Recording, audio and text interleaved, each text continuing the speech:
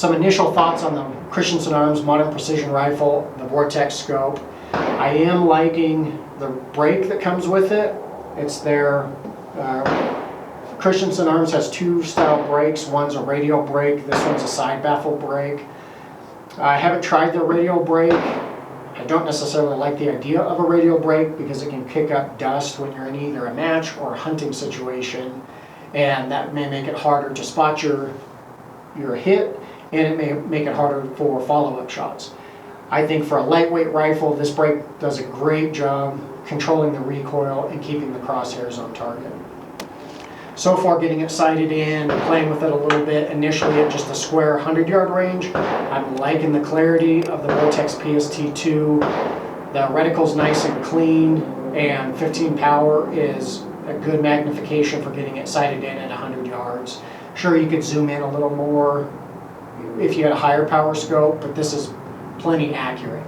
And I've shot for several years with my 260 and the Leupold 4-14, and I've overall, for shooting steel at a match, I've never really felt like 14 power wasn't adequate. Now there's times, sure, I could have zoomed in a little more, but I never really felt like I missed a shot because of my magnification. The straight trigger on the Modern Precision Rifle is a little different. I've never used a straight trigger. So far, I'm enjoying it. It breaks right about 2 pounds with the RCBS scale that I measured it with.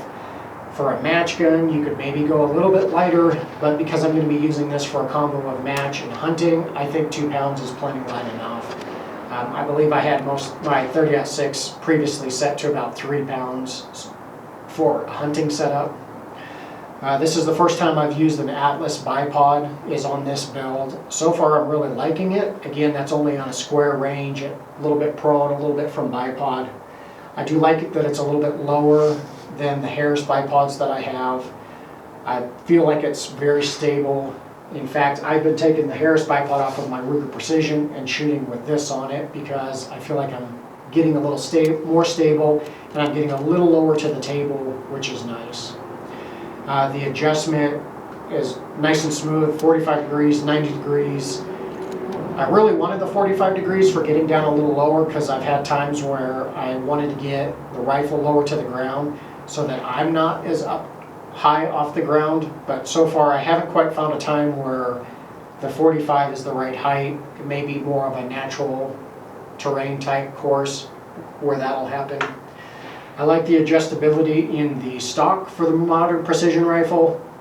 So I initially took the Bushnell DMR off the Ruger Precision Rifle that I have, mounted it on here, and the eye relief was much longer on that scope. So I had to adjust the buttstock out quite a bit. With the PST2 on it, I was able to come in more.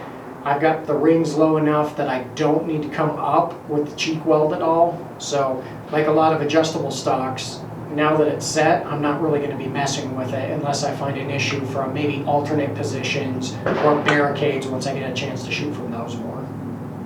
So overall, I'm really liking the Modern Precision Rifle. I'm going to have to look at the accuracy. I think I'm getting, I would have to guess right now without actually measuring any of them, that most of my groups working up loads have been 3/4 of an inch to an inch.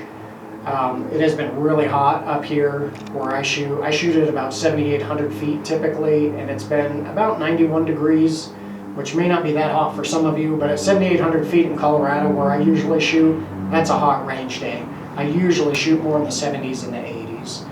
I did notice the chamber in the Modern Precision Rifle is definitely tighter than the Ruger Precision. I had some brass that was neck sized from the Ruger Precision, and I checked to see if it would fit in the Modern Precision Rifle, and it was not even close. It would bind up just trying to feed it. So definitely want to either stick with new brass that's only been fired in the Modern Precision or make sure that the brass has been full length resized. I did resize some Hornady that had been fired out of the Ruger Precision, full length resized into the Modern Precision Rifle, and that seems to work just fine. I have worked up to about the same load in the Modern Precision that I did in the Ruger Precision, and interestingly enough, I may be settling on the same load for the Hornady brass, Hornady 140 grain ELD-M, and then Hodgdon 4350. So we'll see. I've got a little more playing to do. but I may be settling on the same load. I do need to get it sighted in for 143 grain ELDX bullets, because that's ultimately what I want to be shooting for hunting, not the match bullets, but the expanding bullet. And we'll see, the Ruger Precision Rifle actually shot the ELDX bullets better than the ELDMs. So hopefully this shoots them just as well, and if it's shooting those well, I will probably stick to a ELDX only load for this, so that if I shoot a match or if I go hunting, I'm always using the ELDXM bullets. But initially, after just 3 basic range sessions where I sighted in the scope, did a little bit of load development and a little bit of breaking in the barrel, I'm really liking the modern precision rifle. I can't wait to get it out to further ranges. I want to do some drop confirmation and actually develop some dope cards for the Vortex Extreme match. So that's the modern precision rifle. Definitely expect to see some more of this rifle as time goes on. I'm definitely going to be shooting it more. Once again, thanks for watching. Stay tuned for the next video.